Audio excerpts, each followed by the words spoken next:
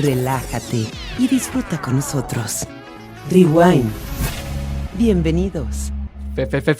¡Feliz Año Nuevo! Ok, te fue muy bien en estas fiestas. Estamos iniciando año, Mari López. ¡Feliz Año Nuevo! Sí, ¡Feliz ya estamos 2024! iniciando 2024. Sí, qué emoción, que vengan muchísimos momentos increíbles este año, que vengan muchas sorpresas, muchas bendiciones para todos, mucha chamba. Sí, me da gusto verte de nuevo, Mari. Igualmente, Ya Edgarcito. iniciando un nuevo año, un nuevo ciclo. Sí. Y con un montón de información. Ahora sí nos vamos a poner serios. Va a estar bueno. No, Obvio no. serios no.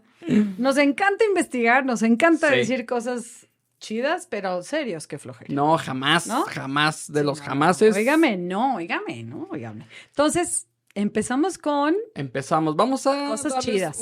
una introducción, o bueno, una probadita de lo que vamos a estar viendo de aquí en adelante, porque no vamos a dejarlo en un solo programa, sino que No, en vamos a varios. estar, ahora sí metiéndonos a regiones, hablando de vinos importantes o de historias, sobre todo, Ujú. donde el vino es El protagonista. referencia, es protagonista Ujú. y lo tenemos que probar en algún momento de nuestra vida. Claro. Así que vamos a entrar en tema. Vamos a entrar en tema. Mira, yo creo que el vino es mucho más que solo pruébalo, degústalo, cátalo y qué rico. No. O sea, atrás de una botella de vino hay, aparte de que mucha gente involucrada, mucha historia, muchos sucesos, muchos personajes importantes Por supuesto. que a ciertas denominaciones y a cierto tipo de vino, a cierto estilo de vino, le dieron vida, ¿no? Y le dieron importancia. Y yo creo que el hablar solo de la cuestión técnica de X o Y estilo de vinos se me hace muy interesante, pero es quedarnos muy cortos, Así creo es. yo. No, por Que supuesto. claro, la gente que va solo a estudiar la cuestión como muy básica de qué es, dónde se produce, qué tipo de uva, pues perfecto. Pero a nosotros nos encanta ir un poquito más allá, ¿no? Así es. No se preocupe, no va a ser una clase de regiones ni denominaciones de origen. No se va a ser trata más de una eso. plática, sí. Sí, ¿qué pasó? ¿Quiénes estuvieron? ¿Por qué es de esa forma? ¿Y qué influyó en que sea ese vino importante o no? Así es. Entonces nos vamos a ir de lo general a lo particular. Ujú. Vamos a estar hablando en esta ocasión o este primer programa del año. Lo vamos a dedicar a principales vinos espumosos. Espumosos. Algunos porque esto nos va a dar para 2 capítulos mínimo. Sí. Entonces, porque son muchos. Y como acabamos de brindar y de festejar y todo Exacto. eso, pues qué mejor con burbujas. Claro, ¿no? Así vamos empezamos. a entender todo esto de las burbujas, del espumoso, de por qué siempre se siente como muy ostentoso, ¿no? Un vino Claro. espumoso, lo cual pues vamos demitificándolo un poquito. Sí, Ese tono de, wow, solo para super fiestas, ¿no? sí, claro que no. Pero al fin y al cabo, así fue mucho el origen del vino espumoso ya como tal, ¿no? Entonces, vino espumoso, ¿hay en todo el mundo? Se ¿En produce todo el en mundo? todo el mundo. Hay unas regiones mucho más importantes en cuestión producción y mucho más importantes en cuestión como lo que la gente conoce, ¿no? Sí. Se dice que, a ver, nace sí por casualidad, Ujú. porque desde que se hacía el vino para acá es relativamente reciente la Sí. historia del espumoso Ujú. y hay dos versiones, Sí, ¿no? Una al norte de Francia Sí. y otra al sur de Francia. exacto. Lo que sí es muy claro es que, bueno, las historias alrededor de los espumosos y eso incluye no diría al más importante, pero tal vez al más representativo. Más famoso. O la más representativa, que es la Ujú. champaña. Ujú. Está la parte de los monjes, el Sí, famoso Dom claro. Perignon. Y por otro lado está, bueno, se dice que desde antes de la champaña ya se estaban produciendo vinos espumosos y eso viene desde los 1600 y simplemente era porque en esa parte de Francia, Ujú. esa es una de las versiones, que el vino tenía una acidez muy alta. Ujú. Entonces, lo que hacían eran le ponían algo de azúcar como para bajar esa acidez y lo tapaban. generaba, Lo que no obviamente, sabían fermentación. es que se producía la segunda fermentación, que eso lo hacía con el CO2. Claro, el Y famoso ¡pum! vino del Empezaban a diablo, ¿no? aventar Sí. los corchos. Eso pasa también con Dom Perignon Ujú. y a fin de cuentas es eso, ¿no? Esa Una es doble como fermentación. nuestra historia muy básica del champán, cómo empezó. Pero realmente antes del champán se hizo otro vino en Francia también, que fue al sur de Francia, Al sur de en la Francia. región de Languedoc o Languedoc. Este se llamó Blanquet de Limoges Sí. y fue un vino espumoso, el originario de Aude. Y también tiene AOC, de hecho. Pero este se produce en 1531 al sur de Francia. O sea, Antes de esta segunda versión. Exacto, antes de champán o del famoso vino de Dom Perignon, ¿no? Entonces, este vino se produce en esta zona 1531 y se cree o se tiene la idea de que es el primer vino espumoso que se produce. Y fue por los monjes de la abadía benedictina de San Hilar. Hilario, San Hilario. Y entonces no ha tenido obviamente la fama que tiene el champán, pero sí se le da al mínimo esa como importancia, ¿no? Que es el Sí. primer vino espumoso. Es que Conocido. decían que en esa otra versión, por las temperaturas frías, Ujú. ellos creían que ya había acabado su proceso de fermentación. Claro. Ujú. Y no, tal vez quedaba algo de azúcar residual, Ujú. solo que llegaban los fríos Ujú. y mantenían las botellas o las levaduras dentro del vino Dormiditas. dormidas. Claro. Cuando viene la primavera y despiertan, Ujú. pues vuelven otra vez a hacer su proceso, Claro, pues se pero despierta, ahora se calienta y ¡pum! Las levaduras vuelve empiezan. esta segunda Ujú. fermentación. O sea, es el mismo proceso en historias diferentes. Claro, claro, claro. De hecho, ahorita les platicaremos un poquito de, en general, los vinos espumosos y sus métodos. Pero sí es muy padre como que darte cuenta que hay algo detrás de lo que crees que conoces. Claro. Como este Blanquet de Limoges. Y viene en dos formas, fíjate, viene tanto en el método tradicional, el Brut, como método ancestral, que era el primer método El que primer se usó método. para hacer vinos espumosos, por algo se llama ancestral, ¿no? Entonces, está padre, pero vamos platicando en general de los vinos espumosos, o sea, ¿cuántos tipos de vinos espumosos hay? Más bien dicho, los métodos, ¿no? Cómo se Sí. producen, yo creo. Sí, se Viene pueden siendo. hacer vinos espumosos de cualquier uva. Ujú. Entonces vamos a poder encontrar vinos espumosos blancos, rosados y tintos. Sí, Entonces, totalmente. de eso no hay como duda. Ujú. En tema de formas de producción, está la tradicional, Sí, ¿no? La champenois, Sí. que es la que la champaña puso sí. no como famosa, o bueno, sí. Sí. De hecho, champenois. Sí, ¿No? por eso se llama También, champenois. y tradicional, pero la usan varios estilos o, bueno, denominaciones en el mundo, ¿no? Ese Claro. tipo de método. Pues Y- desde viejo mundo hasta nuevo Sí, mundo. sí, Pues claro. Los cavas y todos estos pues, tienen este tipo de procesos. Ujú. Los Este, alemanes también. Los alemanes. Los alemanes manejan este proceso. Bueno, obviamente, ciertos italianos, ciertos vinos de Nuevo Mundo. En Creo que es el México, más simplemente. usado, ¿no? Sí, es el más método usado. tradicional es el más usado. Sí. Entonces, por Aunque eso. es el más laborioso y el más caro, Exacto. como tal. Ajá. Sí, porque tienes que tener más tiempo en la primera parte del vino, en el vino Sí. base, y también más tiempo en lo que viene siendo la segunda fermentación y todo el rollo de que sí, bueno, eso de que las volteaban manualmente, yo creo que ya son muy, muy pocas quien lo hace, ya hay máquinas No, para y eso. hay máquinas que sí se ven luego, Ajá, luego el cambio. el Giro Palette, Sí, se ¿no? ve Sí. impresionante. Sí, pero muy rápido.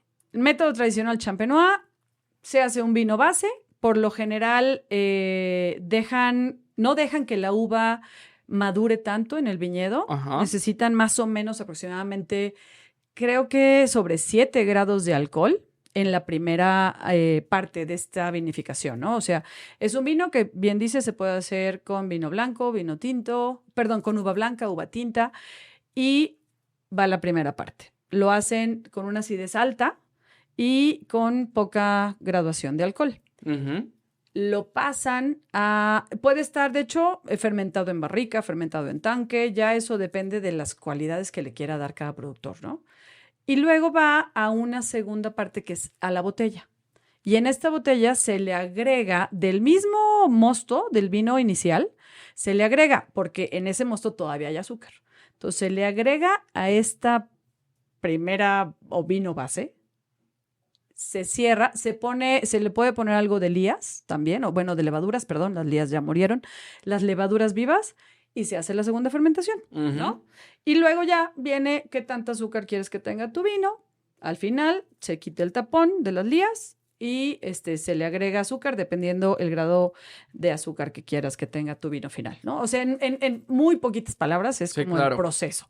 Por eso digo que es el más caro y el más, como que con más procesos, ¿no? Aparte hay gente que todavía lo mete, lo deja más tiempo en la botella, más meses o menos meses. Que aparte del método ancestral, hay otras dos formas de hacerlo, muy parecidas al tradicional, que se llama método transfer y método Granvas. El transfer, la segunda fermentación también tiene lugar en la botella, pero posteriormente el líquido es el que se trasvasa a otro recipiente, ¿no? Los espumosos elaborados de esta manera suelen ser menos complejos porque el vino reduce el tiempo de contacto con las levaduras.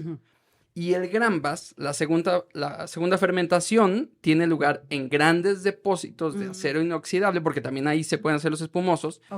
Y bueno, es conveniente para grandes volúmenes y crianzas muy breves, ¿no? Pues tienen también su calidad, pero sí es una forma diferente. Y también ahora sí está el Pet-Nat o la forma ancestral. Ajá. Y el Charmat también te faltó. Faltó el Charmat, que es el famoso del Prosecco, ¿no? El Prosecco, los lambruscos se hacen con este método y se hace la primera fermentación en depósitos de acero inoxidable y la segunda también. O sea, en el mismo tanque haces las dos fermentaciones y luego ya lo envasan. Por eso también es menos costoso. En tienda, pues obviamente te va a salir mucho más barato un Prosecco, un Lambrusco, que un champán, un cava o estos, ¿no? Perdón, me equivoqué. Los vinos alemanes, el Sekt, es con el transfer, el que decía, sí, ahí me hice bolas.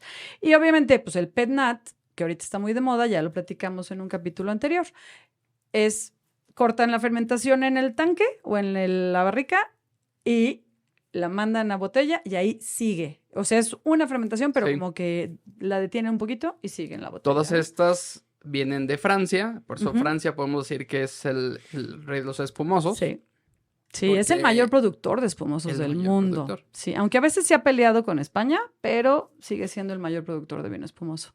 Sí, aunque no el mayor exportador.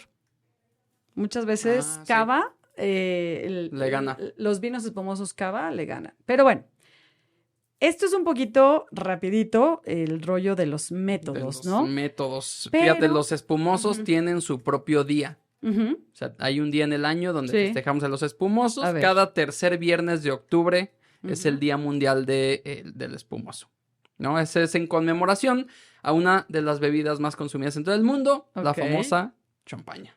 Pues, ¿ves? Siempre es la champaña. Es que no le podemos quitar el mérito. O sea, hay espumosos en todo el mundo. No vamos a decir que la champaña es la mejor, pero sí es quien puso a los espumosos en el mundo, ¿no? Claro. O sea, los puso en tendencia. Sí, al menos, exacto, hizo esa tendencia. Y es muy interesante cómo es muy difícil leer la etiqueta, por ejemplo, de un vino espumoso francés. A veces los españoles o, bueno, el alemán también está medio complicado, pero hay unas palabritas que son muy básicas en los vinos espumosos. De entrada, si dice vintage o milésime o milesimato, significa que es uva de una misma añada, porque algo que pueden hacer los vinos espumosos es tener mezcla de diferentes añadas. Claro. Tú en un vino espumoso puedes tener 6, 7, 10, 15, 20 añadas, ¿no? Depende cómo guardaron ese vino base, lo cual es muy, no sé, rico en el vino espumoso, ¿no? O sea, no te lo imaginas así. Por eso hay vinos espumosos tan caros. sobre todo los champán. Pero si dice estas palabritas, insisto, es vino de una sola añada, lo cual lo hace también muy especial, porque se supone que fue una añada espectacular, ¿no? Milesimato, vintage o milesime. Milésime. Puede ser. Y no sé en alemán cuál pueda venir, hay que checar exactamente. Pero otra característica, puedes tener vinos hechos con uva blanca y tinta en una misma botella, ¿no? Y si dice Blanc de Noir, es de uva tinta, que por lo general la Pinot Meunier en el champán. Y si dice Blanc de Blancs. Blanc de Blancs es pura uva blanca. Pura uva blanca. Entonces son palabritas como que hay muy básicas, ¿no? Y otra, no se dejen engañar por unas palabras que son seco, semiseco y demás. Ok, aquí se va a clasificar los vinos espumosos por su nivel de azúcar. Hay 7 categorías y aquí depende la palabrita, es cuántos gramos de azúcar residual vamos a encontrar. Claro. En pocas palabras, pues sí, es como del 1 al 7 el nivel de dulzor que vamos a encontrar. Y aquí depende del gusto, prácticamente, el que vamos a adquirir. Porque a veces vemos que es el mismo vino, solo dices, a veces hasta cambia un poquito el precio y dices, pero ¿cómo si es el mismo? ¿No? Si te fijas muy bien, uno es más dulce que otro y bueno, por eso son diferentes. Pero empezamos de Brut Natur. Claro. Brut Natur es literalmente las levaduras se acabaron todo el azúcar. Todo. ¿No? Es el más seco de todos, ¿no? Sí. Y eso es un decir porque es de 0 a 3 gramos por litro. Depende Entonces mucho es prácticamente un 0. la denominación, pero sí, por lo general puede llegar desde 0 hasta 1 o 2 gramos, pero sí es el más seco, digamos, de todos. Sí. Entonces, ese es para los que les gusta sin nada de azúcar residual o sin nada de dulzor. De ahí del Brut Natur viene el Extra Brut, que ya tiene de 0 a 6 gramos por litro de azúcar residual. Ay, se nos cae el micro. Se pone nervioso de... ¿Qué le estás haciendo, Edgar? A ese Hombre, pobre micro. Ya sé. Y de ahí viene el Brut, que es hasta 12 gramos por litro. Que es el más vendido. Sí. Yo creo. Es el que te encuentras más. La palabrita esa Brut. Que de ahí, etiqueta, ¿no? del Brut al Brut Natur, es literalmente los que menos dulzor tienen y, a ver, no es que varía mucho, pero si no te gustan los dulces, puede ser cualquiera de esos 3 y no vas a notar una diferencia tan grande. Ok. ¿No? De ahí viene el extra seco. El extra seco. A eso me refiero con no se dejen engañar. Extra sí. seco o extra dry. Exactamente. ¿No? ¿Eso significa qué? Dry o extra dry, que es seco o extra seco, que estos tienen de 12 a 17 gramos por litro. O sea, ya es dulce. El extra seco. El seco es de 17 a 32 gramos. Todavía más dulce. Es una diferencia. O sea, fíjate, si tú te vas con el rollo de extra dry, exactamente, extra seco, dices, no, pues es un whisky, ¿no? Digámoslo así en boca. O sea, la sensación de muy seco en boca. Claro. Y no, es todo lo contrario. Sí, tiene un dulzor muy alto. Que sí ya van con postres, ¿no? Yo creo. Que ya de ahí viene, por ejemplo, el demisec, que tú dices, pues ha de ser así como semiseco, no tan dulce. No, el demisec tiene de 35 a 50 gramos por litro. Ay, no más. Ya es dulce, muy dulzón, ¿no? Ajá. Que lo único diferente ahí ya es el dulce, que es más de 50 gramos por litro. Qué impresión. Ya si dice dulce es porque sí, pues es un postre, ¿no? Pero, ojo, sí parece ser como medio confuso el decir extra seco y no. Si dice Brut, es seco. Ok, perfecto. ¿No? En cualquiera de sus 3 líneas. Brut, extra Brut o Brut Natur. Ok. ¿No? Son las que menos tienen. De ahí está el dry o el seco y extra dry, que ya son medio dulzones. Y demisec y dulce. Ya cuando dice dulces, porque sí está arriba de 50 gramos litros. Entonces, pues ya saben, no se dejen engañar con esas palabritas en la etiqueta. Digo, no es que no se dejen engañar, más bien dicho para que sepan cómo es esta clasificación, ¿no? Sí. Y pues bueno, ese es como en el general de los vinos espumosos. Y bueno, vamos platicando de las regiones en general. O sea, tenemos regiones en Francia, en España, en Italia, en Alemania. Sí. O sea, de las famosas. En Rusia se hace vino también espumoso. Sí. Y obviamente... Nuevo Mundo también hay muchos lugares donde el vino espumoso se vuelve insignia, pudiéramos Claro, decir así, Brasil. en algunos lados, como Brasil. Brasil simplemente su mayor producción son vinos espumosos. Ya tienen una denominación. Sí. Que bueno, ya lo Para los que platicaremos. vivan en una piedra y no sepan diferenciar, la distinción más grande de un vino espumoso es el corcho en forma de champiñón Ujú, y viene con su cápsula.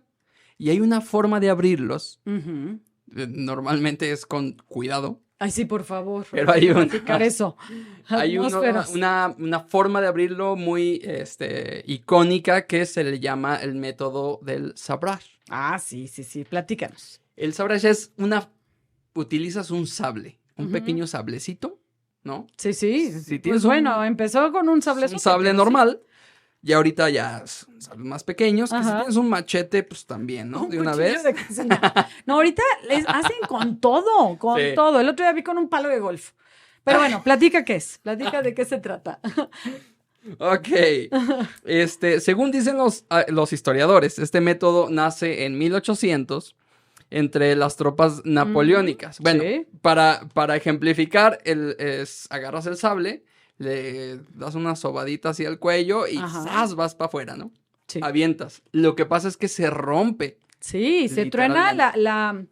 ahora sí que la primera parte de la Pues sí, el boca cuello. de la botella, sí, pues no en todo el cuello, pero sí esa partecita que tiene como dos Sí. onditas, no ondulitas, onditas, que es de donde se agarra esta cápsula. cápsula, o bueno, esta le llaman como rejilla, eso es lo que sale volando. Así es. Entonces nace con las tropas napoleónicas y Ujú. fue este mismo emperador francés Ujú. quien inmortalizó una de las frases más populares sobre el champán, Ah, claro. que es: en la victoria lo merecemos y en la derrota lo Lo necesitamos. necesitamos. Sí, no inventes. Es Ahorita que ando necesitando. estás derrotado en este momento. Ah, te creas. No, la verdad es que, ay, que por cierto, fui a ver la película de Napoleón y, excuse me, pero no me gustó No. nadita. No. ¿A ti sí? ¿Ya la viste? Dicen que es muy buena. No, no me gustó nadita, nadita. No, ponen un Napoleón muy pelele, muy, no sé, no. Hacen referencia a muy pocas de sus batallas y unas que las pasan así nomás como de una embarradita, fueron grandes batallas. Ay, no, lo ponen, no me gustó nada. Bueno, tú quieres un documental No, de... no soy documental, History pero no para nada, bueno, fuera. Pero sí, de hecho, hasta me puse a investigar de Napoleón después de ver la película y dije, ok, con razón no me gustó, no. Pero bueno, ¿a quién? Las batallas, hay una batalla que sí está muy padre. La actuación de Joaquín Phoenix, bien. En algún lado leí que decían un Joker queriendo interpretar a Napoleón. No es Sí. cierto. Ha tenido varias críticas, buenas y malas, pero bueno. Hablando de Así, Napoleón, regresando al vino. un gran precursor del champán. De hecho, dicen que Napoleón traía botellas y botellas de champán a todas sus batallas. Sí, pues era su Muchas. vino. Ujú. Preferido. Sí. Preferido. Entonces, que él, de entrada, no era originalmente francés, él era italiano. Porque Córcega, la isla donde nace Napoleón, era italiana. Y Francia la ocupa. Y su apellido inicial era Buonarroti. Y luego Buonaparte era otro. Buonaparte. Dijiste, "Ach, ¿de quién estamos hablando? Buonaparte. Y lo cambió a Bonaparte. Bonaparte. Ajá, para ser más French. Wow. Sí, pero bueno, parte de... Ahora sí Ahora sí que entramos. nota al calce. Vámonos Entramos a- Bueno, nada más algo, sí. Cuando abran un vino espumoso, mucho cuidado, por favor. Luego ves esos videos en TikTok y en Instagram que dices, bueno, qué cosa. O sea, hay uno que lo abre así con la boca Menso. y se eleva el corcho a la garganta. Yo creo que se ahogó. Otra que casi se saca un ojo. Se ahogó. Sí, los típicos que quieren hacerlo, el sablage, y pum, se les cae toda la botella y sale volando. Tengan cuidado Sí. porque las atmósferas que están dentro de una botella de vino espumoso, sobre todo método tradicional, son muy altas. O sea, 3 veces la presión de una llanta es de como auto. una llanta de tráiler. Una llanta de tráiler. Imagínate que te truena en la cara una llanta de tráiler. O sea, aguas. A ver, la ventaja que el corcho es de baja densidad, o sea, pues es una esponjita, pero aún así la fuerza pero la que como sale. dicen, no es la bala la que mata, es la velocidad. O sea, tú agarras una balita sola y no te pasa nada. Sí. La fuerza y la velocidad con la que sale, y es lo mismo del corcho. O sea, cuidado, porque sí te puede tronar un ojo, ¿eh? Aguas. Bueno, Ay, no. para que tengan cuidadito. Pero sí hay que mucho cuidado. Siempre, Sí. siempre pongan el dedo pulgar encima de la Tapando cápsula sí. desde que empiezan a abrirlo. Sí, Siempre, de la siempre, rejilla. siempre. Ajá. Quitan la reja, Y de hecho, siguen manteniendo. ya ahorita ni se quita, ¿eh? De hecho, es una forma, si quieres quitarla va, pero ya ahorita lo que dicen es, nomás se abre la rejita, se deja abierta Con el con pulgar el dedo, encima ajá, y empiezas a girar. y empiezas a girar la botella. Y siempre Exactamente. teniendo el corcho con tu mano. Puedes quizá mover un poquito la mano hacia un lado, hacia el otro, para que el corcho se vaya soltando, pero siempre tu mano dominante Sí. agarra la botella y la Con la que va- escribes, como con la que dicen. escribes, es la... Que desde la que que va das el primer dándole giro vuelta. ya se siente la presión. Sí, cuidado, sí. O sea, sí, ya hay un movimiento. Sí. Ya brusco. sientes como que, ¡oh! Va a salir, va a Sí. brincar. Y se supone, según las reglas del servicio, es que solo debe de escucharse un ps, al momento de abrirlos. Como un pequeño gas. Como un gasecito ahí saliendo de la botella y ya. Obviamente, si vas a tener un mega festejo, que se oiga el mega pop, ¿no? Pero según el servicio, es que no se escuche. Que no se escuche. Ya cada quien. Eso es lo complicado. Sí, muy complicado. Pero bien, siempre se puede. Eso sí. Ok. A ver, ahora sí, vamos a empezar con las denominaciones. Ujú. Eh, O bueno, sí, las denominaciones y región importante. Bueno, ¿no? sí, más bien regiones, ¿cierto? Ujú. Sí, sí. Nos vamos Pues, punto. por España. ¿Prefieres o nos vamos por el Ah, vino pues, de los reyes? No, pues vámonos por el vino de los reyes. Sí, el champán. El champán, o sea, este vino como tal empieza después del famoso Dom Perignon en la abadía, pero champán región tiene una importancia mucho más antes Claro. que solo el vino champán, ¿no? O la AOC.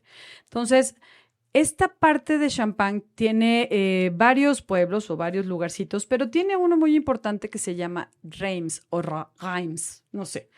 Y aquí fue donde empezó también mucho de pues como ir y venir de los reyes, pero también antes de que empezara toda esta edad de la Edad Media, antes de que los romanos todavía llegaran a esta parte de Francia, se llamaban las Galias. Estas Galias eran parte de Francia, Bélgica, Suiza, Países Bajos y unas partes de Alemania, sobre todo la parte baja del Rin. Ok. Entonces, todos ellos les llamaban galos. Ya estos galos, inicialmente, desde entonces, se cree que desde el siglo I ya hay viñedos en esta parte de Francia o Champagne. Obviamente no se llamaba así, ¿no? Llegan los romanos, etcétera, pelean contra los galos y les prohíben hacer vino porque ellos eran los mayores productores de vino, ¿no? Los romanos. Era todo el imperio romano. Llegan y los galos desde 2 siglos antes, porque estos romanos llegan creo que en el siglo III, y les prohíben hacer vino. Como ha pasado en Pues en el diferentes lugares, ¿no? 3 después de Cristo es donde se levanta esta prohibición. Exacto. Entonces, perdón, poquito antes del 3 y en el 3 se levanta. Y entonces empiezan a hacer todo este vino y se empieza a hacer famosa esta región. Empiezan a tener muchos eventos, muchas, pues como ferias, ¿no? De vino, de champán, pero se le llamaba así por la región como tal, ¿no? De hecho, algo que es muy significativo de Champagne es su suelo. Sí. Es un suelo que se hizo hace, no sé, millones de años, que estaba bajo el mar. Inicialmente toda esa zona, desde Inglaterra, o bueno, todo lo que es, ¿cómo se llama? Todo el Reino Unido, hasta Francia y parte más abajito, era bajo el mar. Entonces vienen todas estas edades y cambios y la era del hielo y la era de bla, bla, bla, bla, y termina juntándose ciertos terrenos, se hacen uno y salen a la superficie. Entonces todo este suelo está lleno de piedra caliza, de piedra calcárea, de fósiles marinos, de algas, de conchas, de todo esto que hace súper específico el suelo de ¿Crees que por champán. eso los vinos ingleses que están iniciando con esto, por eso se parecen mucho a bueno, sí, a los Pues espumosos franceses? pueden llegar a tener las mismas... Porque las variedades son similares. muy similares. Bueno, tienen algunas alemanas, pero sí son muy similares porque es la misma uva la que se da de la misma forma, con cierta acidez, con ciertos aromas, etcétera. Y sí, tienen muy parecidos los suelos. Entonces, pueden llegar a ser, quizá, en su momento, los vinos más parecidos a champán. O sea, los que se hacen ahí, ¿no? En la región. Entonces, sí es muy interesante cómo desde hace millones Sí. de años se va formando todo esto, ¿no? Y es lo que le da también como que un punto distintivo a estos vinos. Entonces, después viene la Edad Media. Sí, después viene la Edad Media. De hecho, las primeras huellas que atestiguan una importante actividad vitícola en la región de Champagne están vinculadas a la iglesia. Sí, bueno, siempre. Ya ves. Siempre, ¿no? Ajá. En el testamento de San Remigio, Ujú. Remigio, Ujú. obispo de Reims, Anda que leyendo aquí tirando un cable. es el que bautizó a Clodoveo, Clodoveo, quien fue escrito del siglo VI. el rey que unió a toda Francia. Ajá. Sí. Se mencionan varias viñas, entre ellas una en el suburbio de Reims. Ujú. La iglesia desempeñó un papel destacado en el desarrollo del viñedo de Champagne. Ujú. De hecho, al igual que San Remigio, el arzobispo de Reims, así como varias abadías de la región, fueron importantes propietarios vitícolas. Ujú. Los métodos de cultivo y el saber hacer de la vinificación se forjaron ahí mismo en sus dominios. Ok. Entonces, pues sí, o sea, entre Francia y la iglesia hay una Relación impresionante. relación como, importante, claro. pues, sobre todo todas estas partes de la Edad Media, o sea, de Europa en la Edad Media, Francia, España, Italia, pues fue mucho las abadías, sobre todo España y Francia, ¿no? Las abadías las que hicieron grandes los viñedos. Desde el siglo I para acá. Ujú. Bueno, las abadías ya vienen más para acá, pero sí, desde el siglo I, Sí, todas por eso, esas partes. desde el siglo I para acá. Ajá. O sea, yo creo que fueron 1000 años de donde hubo el crecimiento Ujú. y el desarrollo de todo lo que es la champaña. O de Sí, champán. claro, de toda esta región. Tanto que, por ejemplo, en Reims hay una catedral muy famosa que se llama la Catedral de Notre Dame o de Nuestra Señora, que hay muchas en todo el mundo. Y entonces en esta catedral se realizó el bautismo justamente de Clodoveo, quien tú comentas, Ujú. que les decía que fue el primer rey en unificar toda Francia, a base de batallas y demás, ¿no? Pero entonces él instituye que la mayoría de los reyes de Francia se coronaban ahí, se bautizaban y después se coronaban ahí en Reims. Entonces, la importancia que tiene ese lugar es altísima, Sí, ¿no? claro. Imagínate. Y desde entonces se le llamó el vino de los reyes. Que Era era la el que coronación, usaban, sí. imagínate, pues era el que usaban en las coronaciones, pues obvio, estaba destinado, por eso la connotación de fiesta, ostentoso y todo esto, caro y demás. Pero Si había una coronación, pues el patrocinador era... era en su momento, ¿qué sería? La abadía de Hautbellier, era de donde sale este famoso monje, ¿no? Pues sí, podían ser los patrocinadores del evento. Estandartes ahí con el logotipo de...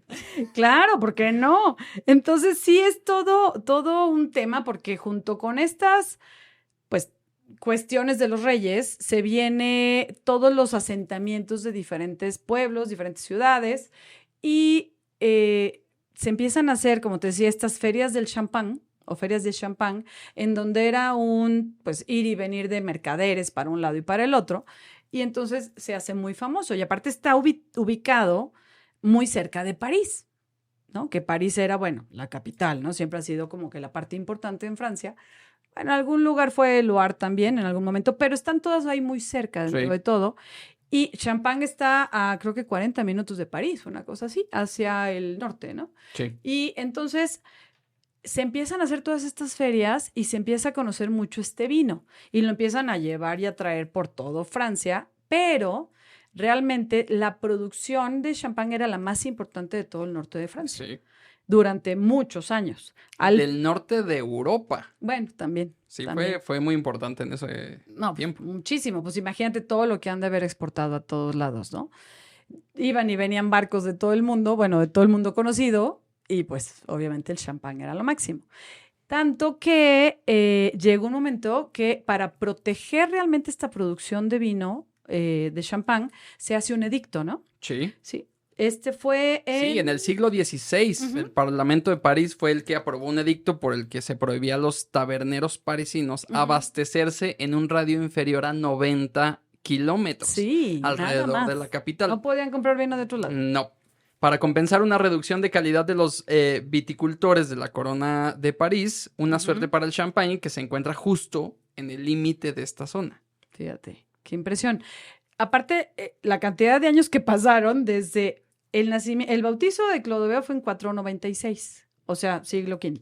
Sí. Y este edicto viene hasta el siglo XVI, 1500, o sea, exactamente, estos 1000 años de Edad Media.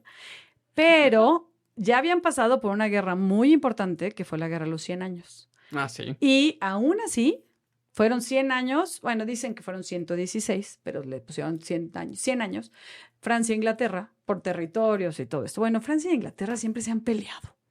Tú vas a Francia y, bueno, es qué onda con los ingleses, y tú vas a Inglaterra y qué onda con los franceses, no se quieren. Pero fíjate desde cuándo viene todo esto. La Guerra de los 100 años fue sobre 1300 a 1400, más o menos, y aún con esta Guerra de los 100 años, Champagne prevalece como zona súper importante de viñedos. Por supuesto. Obviamente, pues hubo muchos que se dejaron de cuidar, pero siguió pues, todas estas abadías protegiendo el viñedo.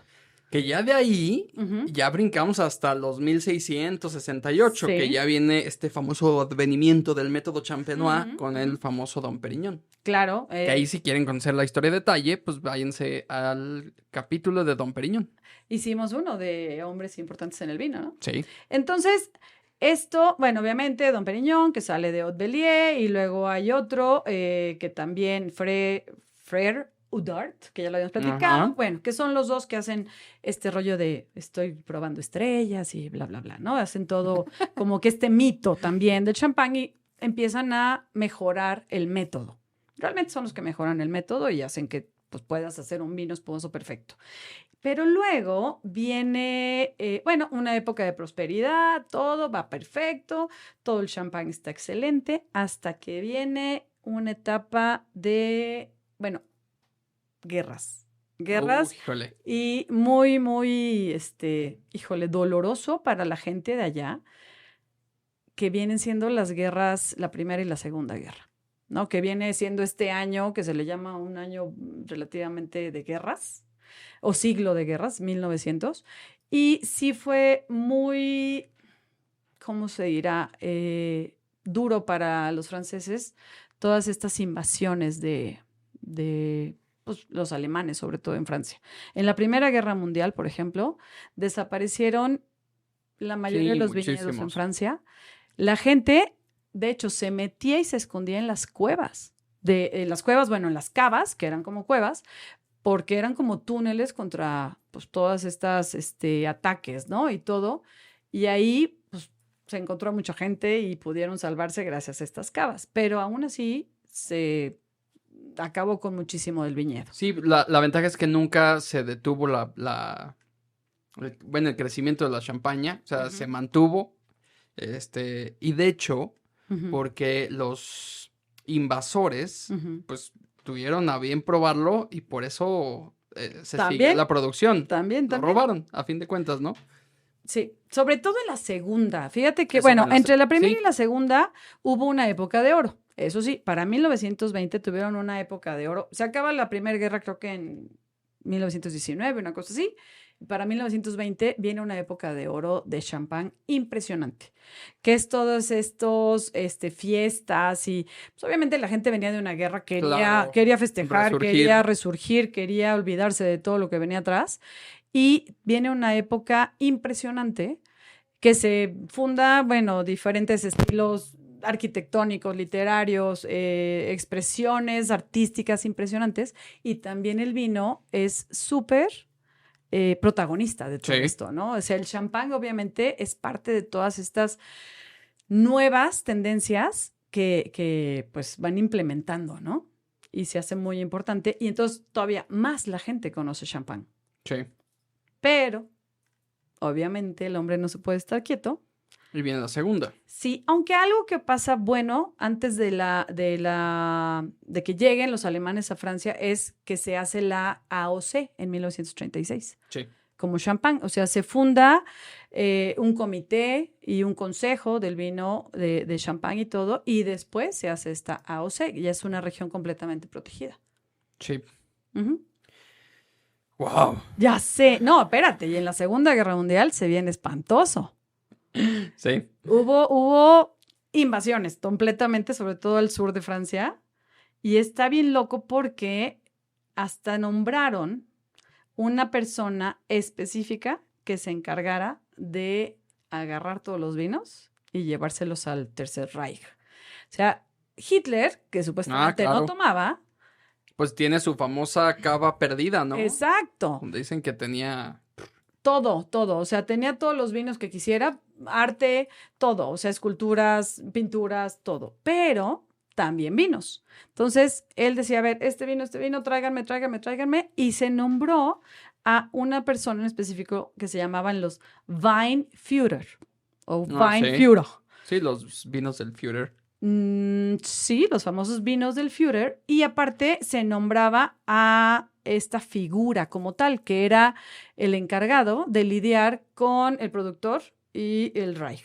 Entonces, curiosamente, en champán se nombró a un tipo que se llamó Otto Clavisch o como se llame, que nació en Cognac, o sea, era francés. Y aún así se fue con los alemanes bien contento, al punto que podía llegar a exigir 400,000 botellas por semana de vino espumoso para el Reich. 400,000, imagínate. Pues, ¿de dónde? ¿De dónde? O sea, por más que quisieran los productores, ¿qué hacían? Y si no cooperas, cuello, ¿verdad? Ya sabes. Entonces, sí hubo muchas bodegas que estaban desesperadas, no sabían qué hacer. Tétanger, Bollinger, o sea, todas estas que eran súper famosas, Moet, estaban desesperadas al punto que llegaron a cerrar sus bodegas, llegaron a decirles, quédense aquí, yo ya me voy, que eran unas casas hermosas y demás. Pero sí hubo una persona que hace un acuerdo y él era el encargado o el director de Moet Chandon en ese momento, hacen un acuerdo y se reduce esta exigencia y les dan oportunidad también de poder exportar a países que no estuvieran involucrados en la guerra o que fueran neutros, ¿no? Y entonces como que ahí respiran un poquito. Y de hecho hasta exportan vino a Egipto, que Egipto estaba con los ingleses. También, bueno, ahí tenían guerras, diferentes guerras. Pero sí, cómo va influyendo todo esto y cómo, híjole, vivieron una etapa muy, muy heavy. Al punto Que a ver... que, perdón, llegaban a embotellar los mejores champáns y ponían en botellas y ponían veneno, poison o poison, como se diga, para que no los agarraran. O si no, hacían un doble muro y metían todas sus botellas en un doble muro. Y era la única forma en la que pudieron también llegar a proteger estos vinos. Sí, Champaña lo que ha hecho es proteger mucho su denominación o su nombre. Tanto así, bueno, sabemos que la champaña solamente es la que proviene de esta región. Son 3 uvas principales, la Chardonnay, Pinot Noir y Pinot Meunier. Y ha habido lugares donde han querido utilizar este nombre y se han metido en problemas. Claro. A ver, incluso los ingleses, ahorita que es que han estado también en peleas con los franceses. Mucho. Ellos en 1960 sacaron un vino espumoso que se distribuía en Gran Bretaña, que adoptó el nombre de Spanish Champagne. Sí. Su condena por el Tribunal Superior de Inglaterra permite proteger la denominación en países de derecho inglés. Ok, como sus colonias. Sí. O sea, ahí sí se les pueden llamar. ¿Por qué? Pues porque quisieron, ¿no?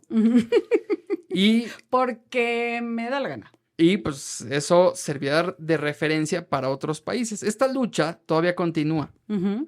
Contra todo tipo de intentos de usurpación que protege la denominación champán, pero también al consumidor, al que proporciona una garantía de transparencia sobre el vino que compra y consume. Algo que quieren es que no se llame champán, Sí. Porque sí, pues cuidan de que, es que nosotros nos fijamos en que todos hagan las cosas tal y cual. Claro. Que sea método tradicional o champenois, que tenga estas uvas, que tal. O sea, eso es lo que están buscando, pero no se ha podido llegar a un acuerdo. A diferencia, fíjate algo que pasa con Brasil. Ajá. Brasil, ellos sí tienen, no como tal champaña, pero por ejemplo, Chandon, de Moet Chandon, ellos sí migraron para allá para hacer vino espumoso. Ajá. De los mismos de Moet Chandon. Y en Argentina también. Y en Argentina también lo tienen. Sí. De hecho, puedes encontrar actualmente vinos espumosos Chandon, que son de una calidad un poquito más abajo del champán, pero también son muy buenos espumosos. Sí, no, son muy buenos y bueno, tienen son ahí de la misma casa. uvas y demás. Ahí es donde sí, no le pueden llamar champaña, pero son los mismos. Lo mismo que pasó con Freixenet, por ejemplo, aquí en México, que es español. Digo, luego hablamos de España, ¿no? Allá luego. Pero sucede algo similar. O sea, no es que tengan el mismo nombre o la misma denominación. No se puede por tema regulatorio. Lo que sí se puede es que estas empresas utilizan métodos, utilizan formas, utilizan lo que sea en otros países donde no tienen denominación. Ok. ¿Sí? Por eso luego a veces podemos llegar a confundirnos. El problema de acá es que también siento que porque no se llevan bien con los ingleses, pero por otro lado querían que no se confundiera la gente solo porque decía champaña, aunque fuera Spanish champán. Pues mira, pasa también mucho en Rusia esto. A ver. Putin, para el 2021 más o menos. Ay, que mi Putin. Ay, sí, este hombre, cómo da de qué hablar. En Rusia se produce vino espumoso y le llaman champaskoye. Champaskoye, una cosa así. Ahorita te digo bien, se le dice. Tienen un montón de vodka. Champanskoye, ¿sí? ¿Para qué andan? Ya sé. Entonces, lo llaman así obviamente por champán. Y obviamente se importaba o se importa vino francés en Rusia. Porque pues obviamente no producen tantísimo vino en Rusia, ¿no? Pero ya dijo este hombre, Putin, que el vino que no se haga en Rusia y que entre a Rusia no se puede llamar champán. Se va a llamar vino espumoso. O sea, un champán no se puede llamar champán en Rusia. Menos, obviamente, un cava o un Franciacorta, ¿no?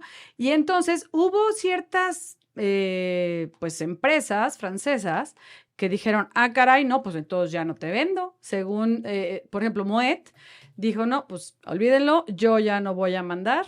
Y luego dijo, ok, no se crean, siempre sí, porque sí me compras mucho. Entonces ya le pusieron vino espumoso en las botellas que van a Rusia. Se dieron. Sí. Bueno, pues si te compran, obviamente. Pues, bueno, pero pues no ¿quién quede está muy peleado estricto. con su dinero? ¿No? Entonces, sí es loco porque en otros países protegen mucho que no le pongan champán al vino que hacen igual que ellos. De hecho, en el mismo Francia, si no se produce en champán, se llama cremant. Ajá. ¿No? Y en Rusia, bueno, está bien, sígueme comprando, no le pongas champán, ponle vino espumoso, pero cómprame. Sí es como ahí curioso el asunto. Y en 2015 se le nombra a la región de Champagne como Patrimonio Mundial de la UNESCO. Sí, pues sí. Sí, o sea, lo que viene siendo casas, cerros y bodegas de Champagne son Patrimonio Mundial por la categoría Paisajes Culturales. No, pues sí. Sí, o sea, impresionante. Entonces, todo esto se ha hecho que sea único. Fíjate, hablando de Francia, y ahorita que comentas el cremant es un término que indica que un vino espumoso es menos burbujeante, es más suave. Sí. Y todos ellos se elaboran, sí, por el método tradicional y debe reposar 9 meses sobre lías. Okay. Los de mayor relevancia, los cremants, son los de, por ejemplo, los de Alsacia, los de Borgoña, los de Limoges. Sí, que son los del sur, que decíamos, de Languedoc. Los de Loire, del Valle de Loire. Y, pues bueno, son esas creo que los más importantes. Sí. y es una denominación, de hecho, es una denominación. Y de Jura también, Cremant de Jura, que, ahí hacen unos vinos muy buenos. De Vallony, por ejemplo. Hay otros, o sea, todo el vino que sea espumoso, que se haga en Francia, que no sea de champán, es un Cremant. Es un Cremant. Es un Cremant. Pero sí, estos que mencionas, obviamente son los más famosos. Y Loire, por ejemplo, fue, más bien dicho, antes de que se hiciera famoso este famoso Palacio de las Tullerías en París o Versalles con Luis XVI, bueno, 14, 15, 16, todo esto, Loire era la zona de los reyes.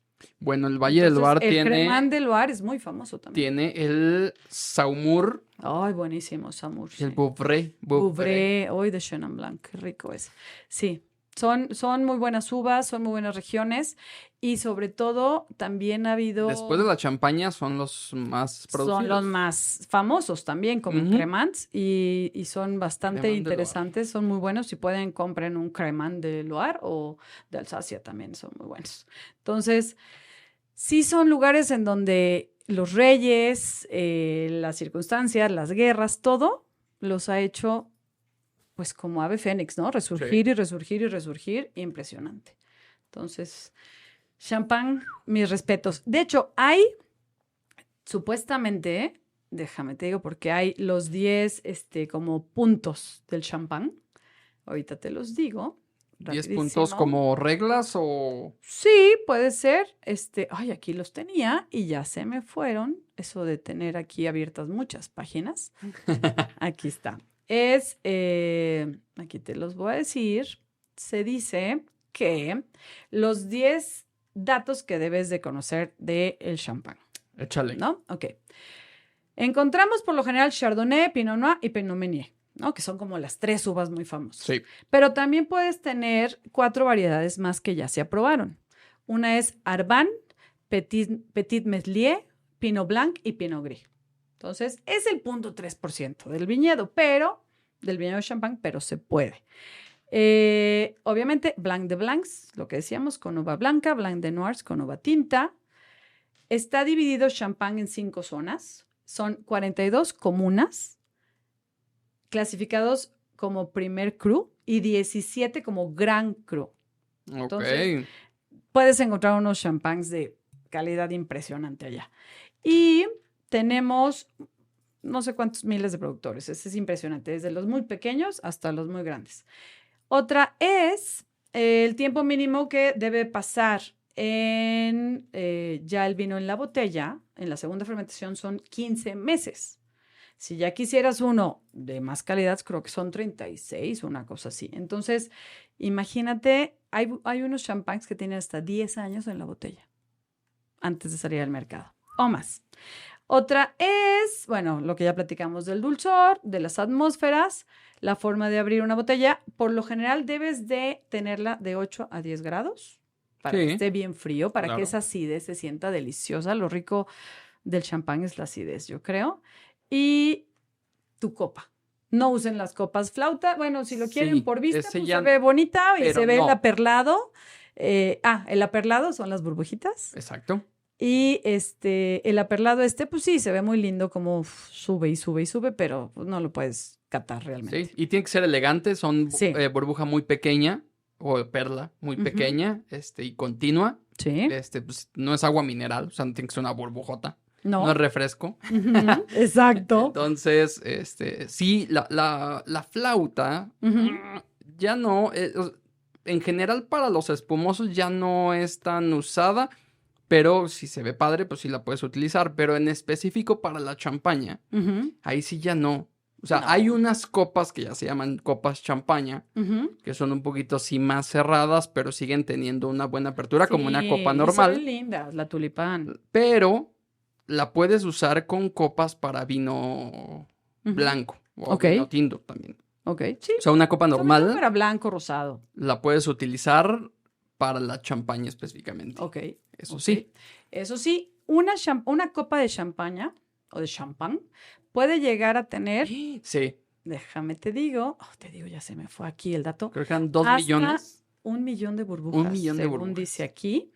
Déjame te digo, porque estaba buscando otra cosa y se me fue aquí mi acordeón. 1 millón de burbujas en una copa de champán. Y algo también muy, pues también distintivo de la champán, así como fue vino de los reyes, también ha sido el vino de Napoleón y de Churchill. Ah, sí, el famoso Churchill o Churchill. Sir Winston Churchill de Inglaterra, que fue ministro durante la Segunda Guerra Mundial, ¿no? Tengo entendido. Entonces, él le hicieron un vino especial, un champán especial de la casa Paul Roger, que es muy importante, y se llamaba Cuvée Sir Winston Churchill. Solo se embotellaba en las mejores añadas y el primer consumidor era, obviamente, la Casa Real Británica y Winston Churchill. Sí, o sea, está impresionante, ¿no? Tomaba muchísimo. Winston Churchill se sabe que despertaba tomando vino, vivía bebiendo vino y dormía bebiendo vino. Pero tenía un agua y fumando puro y whisky creo que también, pero tenía un aguante impresionante ese señor, la verdad. Mis respetos porque también fue, hablando de Napoleón, ahora otro estratega impresionante. Sí. Entonces, sí, así de importante es champán. ¿Cómo ves? Yo No, creo que aquí acabamos este capítulo. Sí, Edgar, porque... sí, vamos a tener que dejarlo aquí. Es la introducción a los espumosos. Sí. Y el siguiente capítulo ya nos metemos a otras regiones y denominaciones. Sí. No es una disculpa porque no está de más. O sea, Francia fue el que inició con este mundo de los espumosos. Sí.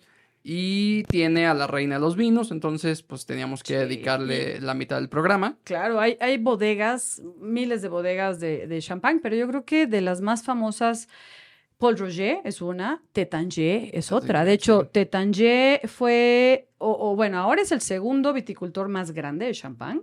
Y fue de los primeros productores de champán ya como tal también. Moet Chandon, aunque obviamente. Moet Chandon es, no es que sea de los mejores, pero sí es de los más famosos y comunes en todo el mundo. Uh-huh. Dom Perignon, también tiene, es más, Dom Perignon sacó su vino, su champán con Lady Gaga. Bueno, más bien Lady Gaga sacó. Varios ha sacado artistas, varios. ¿no? Han sido. Sí. Marilyn Monroe fue embajadora de champán un tiempo. Y seguramente hasta llevaba, ¿no? A los. ¿Qué fue? ¿En Vietnam? Que les llevaba a los soldados sus cantos y ánimo, seguramente, y llevaba champán también. Su ¿no? ánimo. Entonces, su ánimo, sí, bueno, sí, llevaba a los hombres. Sí. Pues que les cantara, así como, como al presidente Kennedy, ¿no? El Happy Birthday. Entonces, sí hay muchas, bueno, la viuda de Clicquot, que ya platicamos en Las Mujeres del Vino, la historia de la viuda de Clicquot, o Veuve de Clicquot, que fue también de las primeras y muy importantes. Entonces, sí, fíjate, Tétanger es desde 1932. Empieza o sea, adquiere todo un bosque, ¿no? Son bodegas impresionantes, pero investíguenle, prueben champán, hay desde de precio accesible hasta muy caros, obviamente. Así es, pues nos vamos con este programa. Ya al siguiente nos vamos a meter y a ver si tenemos 2 o hasta 3 programas. Yo creo que sí, porque si en champán nos aventamos uno. Cava, falta Prosecco, Italia, Franciacorta, Asti. Y hay mucha historia también detrás. Entonces, los Trento. Sí, Trento Doc. Y de ahí nos vamos a Nuevo Mundo, Australia, Nueva Zelanda, Sudáfrica, México, Sudáfrica Brasil, tiene un estilo Estados específico. Unidos. Entonces, pues nos queda tiempo plática para y luego, bueno, seguiremos durante el año, o al menos estos primeros meses estaremos platicando de estos temas y obviamente meteremos otros capítulos como lo hemos hecho de ocasiones especiales. Exactamente. Que se vienen varias ocasiones especiales. Pero iremos en este mismo como sintonía, en esta misma sintonía de qué onda, por qué es tan importante esto y de dónde viene. Así es, esperemos que les haya gustado este primer programa del año. Uh-huh. Y pues nos vamos ahora sí. Ahora estuvimos en la covachita. Aquí empezamos. En la cuevita, pero no quiere decir que nos vamos a cambiar aquí. No.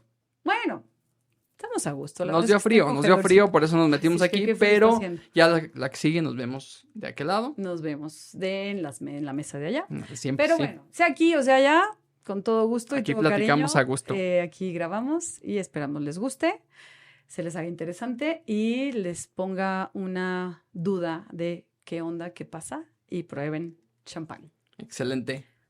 Nos vemos. Bye. Chao, chao. Recuerden, plataformas, Instagram, Facebook, YouTube.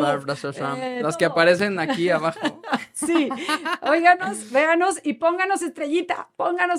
Sí, por y sus favor. comentarios. Por favor. Gracias. Bye. Bye.